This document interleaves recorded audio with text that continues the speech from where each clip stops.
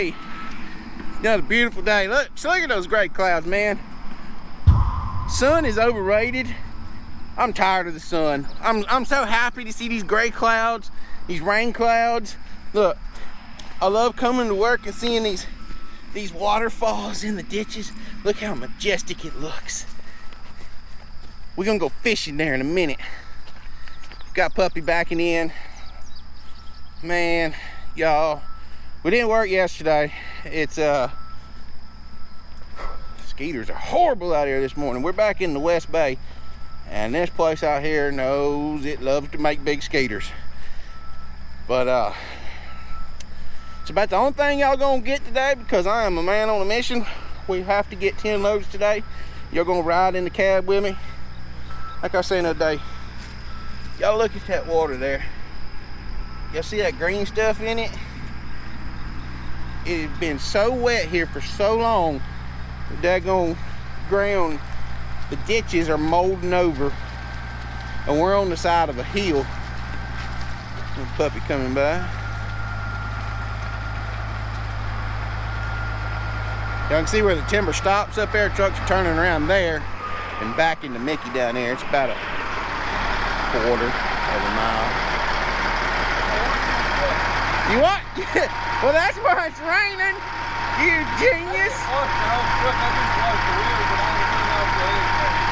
Well, it's still. It don't matter, it had mud on there. He washed his truck, that's why it's raining. Swim across our ditch here, and y'all can look. I mean, this is the water that's in where the woods are. It's just, I don't know, guys. It's got to stop. It's got to stop soon. I mean, we're to the point now on a business standpoint of things. Like, if we don't come out here, if we cannot come do 10 loads, whether it's, you know, wet and we're not able to do it, or, you know, they rain us out half days or whatever, in that half day, if we can't produce 5 loads, we're to the point we can't come out no more. I don't know if y'all can really see it on this little GoPro, but that water right there, it is a steady run. Get y'all down here, maybe y'all can see it. I don't know. But so things is tight, guys. It's really tight. Like I said, we rained out yesterday. We didn't get any we didn't even come out. It rained again overnight. I told the guys, get your scuba gear, umbrellas, 2 sets of dry clothes, rain suits, and be prepared to go get wet today. It's supposed to start back raining here in about another 4 to 6 hours. The type of setup with the weather that we're having, they can't really predict, you know, more than about 12 hours. 12 hours is really starting to get kind of far out, because it may change on them.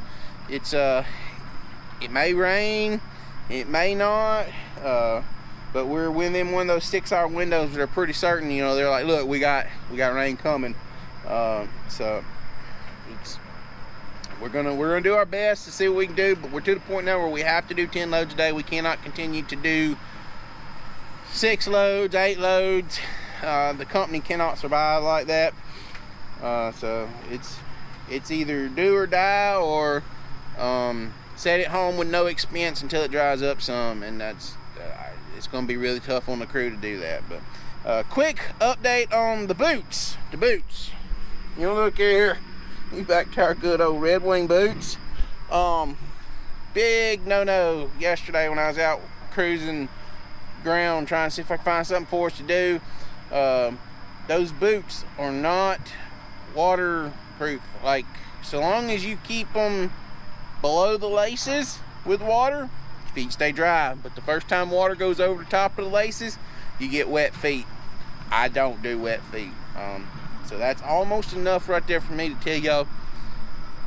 I mean, if you don't work in wet conditions, you know, go for it. But I work in wet conditions, so I can't have those kind of boots like that. But we gonna wear. I didn't wear them today because I knew it was gonna be so wet. We'll just leave them at home today. Dries up a little bit more. We'll we'll see about putting them back on. But I mean, slipped them old Red Wings back on this morning, and they're 2.5 years old. They're they feel it's just it's hard to beat Red Wing boots.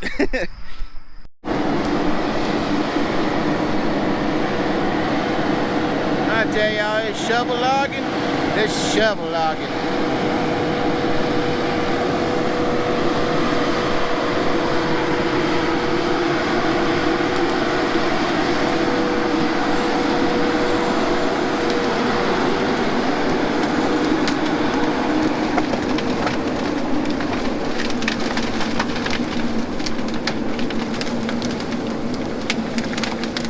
We're building the daggum runs and roads out of freaking toothpicks. I honestly don't know how this is working. I don't. This mesh should be broke all up, and it just shouldn't be. It should not be working. But somehow or another it is. I'm not fussing. So anyway, we'll this is your runs, you know, your what I call a road. This would be your access. It'd be like your, you know, this is actually my old access when we first did this. And all these short rows over here, what I'm doing is I'm cutting them and I'm throwing them in piles out here by the edge of the access to where Michael can get them and turn them and build his. He's actually, everything you see here is Skidder built. People will tell you that you can't. I actually had, let's see, that'd have been December-ish, something like that. I have people call me, several people have called me since I've started a YouTube channel wanting my advice or input on them starting a track cutter, you know, for their job, yada yada yada. You know, how to build these mats and all this other stuff. I had a guy all but tell me that I was full of crap, that there's no way like this would work, because he was like, he just could not wrap his head around the fact that you would be building mats out here like this, and that the skidder would be on wood at all times without a shovel following you. And I mean, there's a way to do this. It makes your skid god awful long sometimes, because like they were figuring, all right, like you see we got this run right here, and it comes up, turns, does 90 degree up there to the truck, and then does 90 degree to the loader. Is that the most efficient way? No. In a clear cut, you'd want to go from that loader at a straight line all the way across here to that back road back there where that timber starts again. And then you would want to just, you know, skid as the straightest line possible to that loader. Does this make you a little bit longer drag? Yes. Do I preach about the long drags all the time? Yes. But this is shovel logging. You're not always looking for the shortest route. You're looking to do what you got to do to keep these machines afloat. Like I said, guys, I am super shocked that we are not bogging down. I mean, we ain't even, when Michael gets this picked up, you can't even tell that there's been a skidder skidding out here. If you would not be on that wood, guys, this stuff would be so tore up. Like, I can't express how tore up this would be. If I knew I wouldn't get in trouble for it, I would almost tear a row up just to show y'all just how tore up it could be. Kind of like the deadwood thing the other day. Your average logger ain't doing this. Even your clear cut crews aren't doing this to this extreme. Most of them aren't, because everybody has that mentality today that you can't do this without a shovel. You have to have a shovel following you, and that's a freaking crop of crap. I mean, crock. There you go. Crock of crap. There you go. So what he's doing there is, you see how that wood kind of, we're having to pile this up so high because it's so little to support the machine. No, don't turn. Whoa, stay more over there.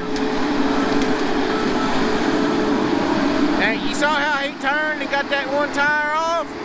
That'll end up getting him in a bind, is what that'll end up doing, because he'll end up blowing a hole out right there and bogging down. But anyway, he was taking those tops, putting them at the end of the butts to make it where it's a smooth transition off of the wood instead of a sudden jarring fall. The sudden jarring fall is what breaks your tops out and everything else, and it will make it leave here. But he's got that's about half of a run left, quarter of a run. We'll split the difference. It's a third. There we go, we'll split it up into thirds. He's got about a third of a run left. I've got another one built over here, but y'all can see the track machine tracks. This is where the timber was standing at in these bushes here. I got in the edge of the existing middle. This was the existing down row. I took this whole middle and put it over here and built mat out of it. Done the same thing on the other side, put a mat in it. I've been cutting from the back, building my first side from the back to the front, and I don't like how I can't see my tops or my butts to know where my tops all need to go, so everything's nice and even. So I just cut one where I got in the middle and cut just one row and threw it behind me. Now I'm fixing to go over here and start cutting back in, but as I cut in, I'm gonna throw it all to the right side of me, and then you know, when we come back out, we'll throw everything from the next middle to my left, if that makes sense. If you was technically shoveling this, what you would do is you would take this middle right here and you just cut down through there and you just throw it all in front of you, behind you, however you can put it on the ground. Then you would scoot over to that middle, and then you would throw a lot of people throw their tops, if it's big stuff, as close as I could get to this.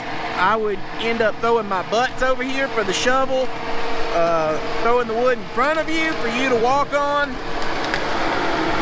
And then when you got up here to this row, you'd move into this middle, and you would start throwing your butts back again this way, again throwing it to where you're not necessarily putting it in piles, you're just like building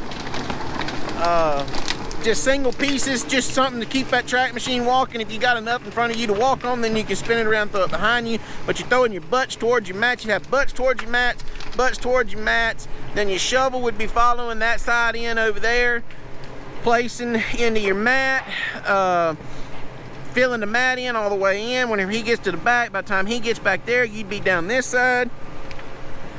Something crawling on me, I don't know what that was. Some kind of beetle. Anyway, then you would come around the back side, or the shovel would come around the back side. You'd be finish this side, he'd come around the back side. You'd be starting another deal over there, and he would come this way, pulling this wood into the mat if need be, and pulling the mat up from the back, building drags for the skidder. And all the skidder would be doing is backing down there and getting that, and he would also be building in your shovel roads up here as you come in. So we've stood here and talked long enough, guys. Truck back already. That is number 3. I told y'all our goal today is 10.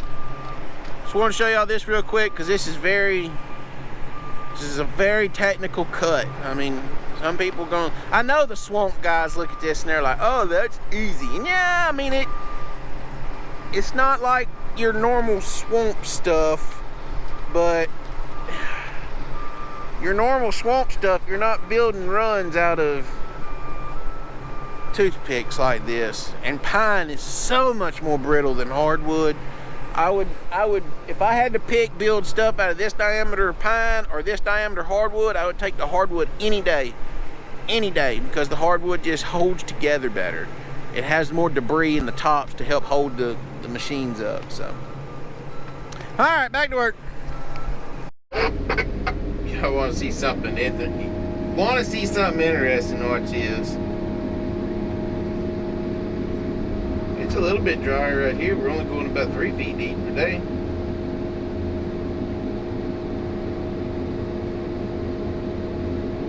Ain't that crazy? That is crazy.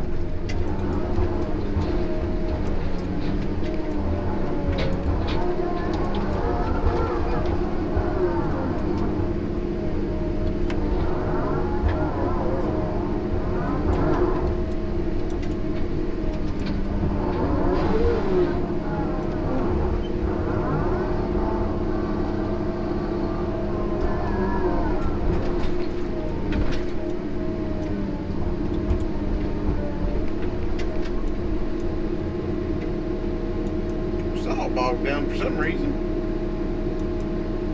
Probably got mud in it.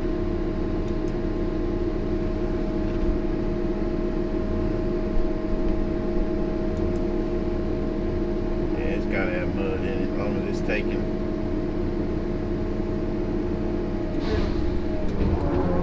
I don't know where we find mud out here. I mean, there's no mud around. There's no water, man. It's dry.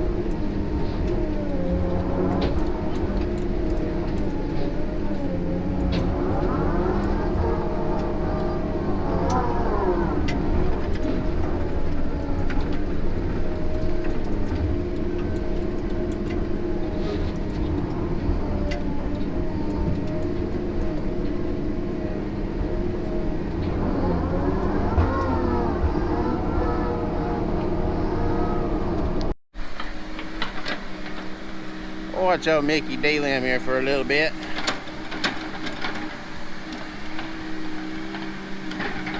While we wrap our day up, putting in a little bit of that free loggers overtime. We typically knock off at like 4 o'clock, but another one of those deals of we just having to make do with what we got to do. We typically try to knock off at 4, but today I got my phone on me. It's still in the cutter over there. That thing rocked just right. I thought it was fixing to chunk that chain off there. That's why he stopped.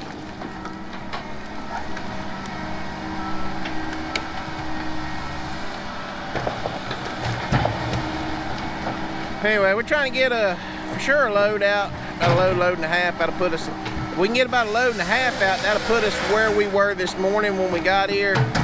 So that means we'll actually load it and process 10 loads today of this mess. And as wet as this is, with 3 pieces of equipment, and as small as that stuff was, words can't express how proud I'd be of that. Even if we just get a load out, that'll put us at 9.5. And then everything, y'all can see everything back here behind Mickey's been cut. Then everything over here, we're working back this way now. I got a run cut out here. Michael's got about a half a run over here, and Michael's also picking up all the access that we had built on this end down here. So you got that to work on. He's got this down row, or this last run I done, it's got a full down row middle and then another full down row middle, and that one side had like 6 to 7 tree rows in it. Instead of being a 35-foot wide middle, it was like 70 feet wide.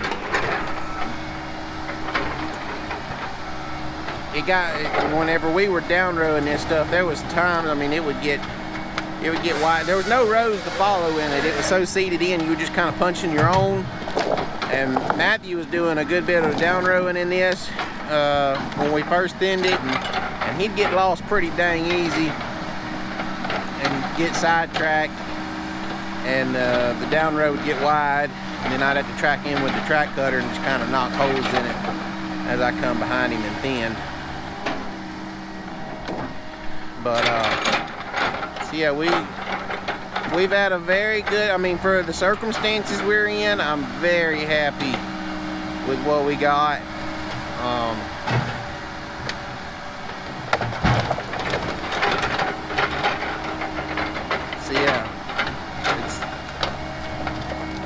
maybe this is our turning point, even though, I mean, it's raining right now. It's gonna rain all night tonight again, more than likely. It can't get no wetter out there. I mean, I'm serious, the track is just solid water.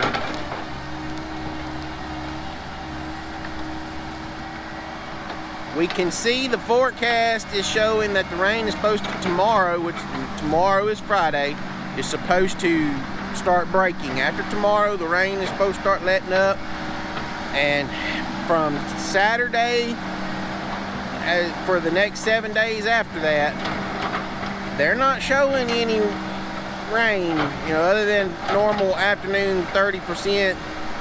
I mean, living in Louisiana, you have basically any day you wake up in Louisiana in the summertime, you're gonna have 20% chance of rain. That's just how it is living this close to the coast, to the Gulf.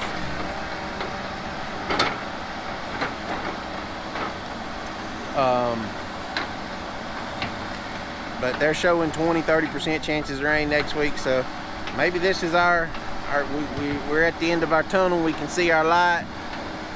Things are getting better. Hopefully we'll start drying up. I mean, shoot, man, it's May. I've never seen a May this wet before. So hopefully we're at the point where, I mean, hopefully things has got to start picking up. It's just gotta. I like Dad's job. They moved them right inside the mill for the paper mill that they haul to. They moved them right inside the mill, clear cutting. I mean, one little old storage yard place that does a little bit of pine, mostly hardwood, pulpwood, it's completely out. Our mill over here is struggling. The paper mill in Deere is struggling, apparently, if they're putting Dad in there. Seems like any time that they put somebody in there, Dad's the one they put in there, because whenever you move in on the mill property and you start cutting their wood like that, you work 7 days a week. And they're wanting somebody that can do 175, 200 loads a week. That's the crew to go get her done. They got so much crew to do with. So. Anyway, guys, we stood in, rambled long enough, got y'all kind of caught up, know what's going on. And this stuff here, it's impressive to do.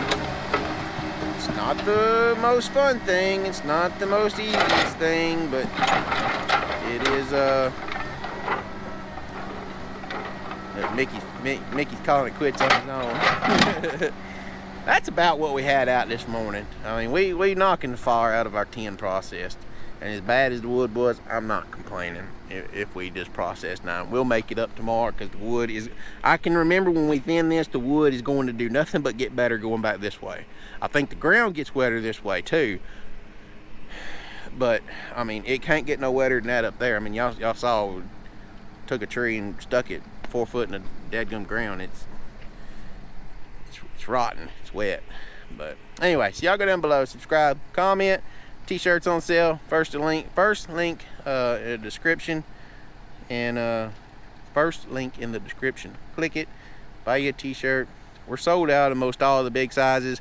I made the promise whenever we had those shirts designed that I was only going to make 100 of them, and when those 100 sold, if it was 2 weeks or 2 years, I was never making another version like that. I can't tell you I'm making shirts again, because it just, they didn't, I'm not saying they didn't do well.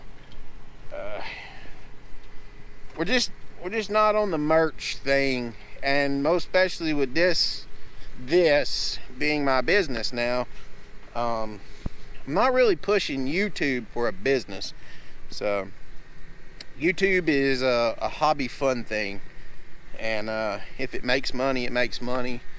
I'm not saying we won't ever do shirts again, but shirts are definitely not on the agenda right now.